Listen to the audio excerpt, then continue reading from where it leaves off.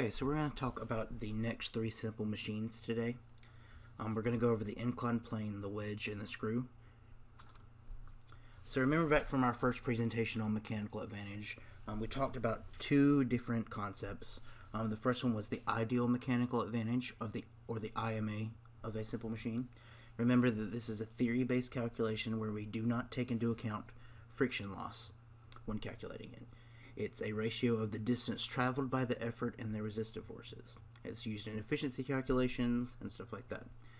The way we calculate this is going to be IMA equals the distance of our effort force over the distance of our resistive force. Remember our second theory that we went over was the actual mechanical advantage, or the AMA, of a simple machine. It's an inquiry-based calculation, and we do take into account that friction loss with this. It's also used in efficiency calculations, and the way that we calculate this, it's AMA is our force of our resistive over the force of the effort. Okay. So just talking into our fourth simple machine, we're going to go over incline planes. This is very simple. You guys have all probably encountered an incline plane in your life before. It's a flat surface that's at an angle, and we can lift objects by pushing or pulling them up that ramp. Okay. Commonly, you'll see this with things like roller coasters, as pictured here. If we wanted to calculate the IMA, or the ideal mechanical advantage, of a cart going up a ramp, okay, so we've got a cart going up a 15-foot long ramp with a height of 4 foot. So remember, IMA is our distance of our effort over the distance of our resistive. So in this case, the distance of the effort is going to be traveled by the cart going up the entire length of the ramp, so 15 feet, over the distance traveled by the resistance. Well, in this case, the resistance is the height of the ramp, or the incline plane, which is 4 feet. So that we can work that out to be IMA is going to equal our length over our height. So if we want to calculate the IMA of this incline plane above, it's going to be 15 foot over 4 foot, and that's, if we were to divide that out, that would give us 3.75. We can round that out and put it as a ratio of 3.8 to 1. So our ideal mechanical advantage for this ramp, or this incline plane, is 3.8 to 1. If we wanted to calculate the AMA of this ramp, remember AMA is going to be our force of our resistive over the force of our effort. So if we want to calculate this one, the cart is 50 pounds, and our effort force that we're applying to push it up the ramp is 20 pounds. AMA is going to be equal to 50 over 20.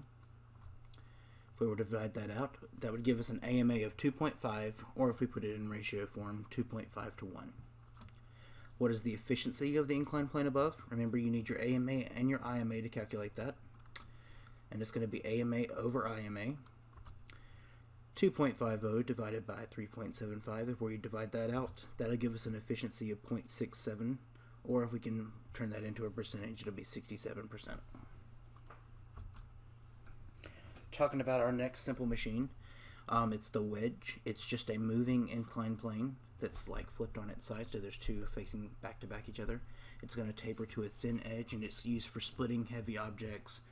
You'll commonly see these when you're chopping wood, things like that, or if you're using like a doorstop.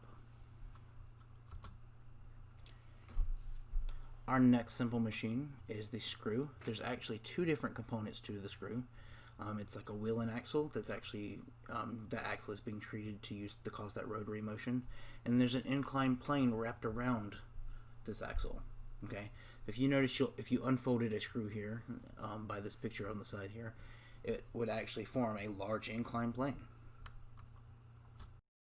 Properties of screws are that they change rotary motion into linear motion. They're used as threaded fasteners. They have a large mechanical advantage, and they have a large amount of friction loss because you've got the surface area of all those different threads. To identify screws, you'll be commonly asked some questions about these.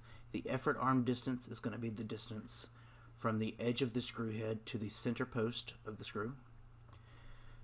The pitch is just going to be the distance between threads, and that's going to be the distance traveled when you turn one rotation of the screw. The diameter of the screw is going to be the diameter of the entire screw post here. Thread information is commonly given to you on screws. you'll see it here. We've got 1/2 13 NC. First is just diameter, 13 threads per inch. If we have a screw of 13 threads per inch and the pitch or distance between the threads is 1/13 of an inch, how far will the screw with 13 threads per inch move linearly if we were to turn it for one full rotation? It would move 1/13 of an inch if we turned it one rotation, because there's 13 threads per inch. And then compound simple machines. These are just simple machines that work in combination to perform a single task. When calculating the mechanical advantage for these, you need to calculate the mechanical advantage for each component, and then you just multiply them together by however many there are. Okay, so if I've got 3 simple machines working in compound together, I would find out the mechanical advantage for all 3 of them, and then multiply them together. That's the end of that slideshow. I hope this was able to help you. If you have any questions, please feel free to contact me.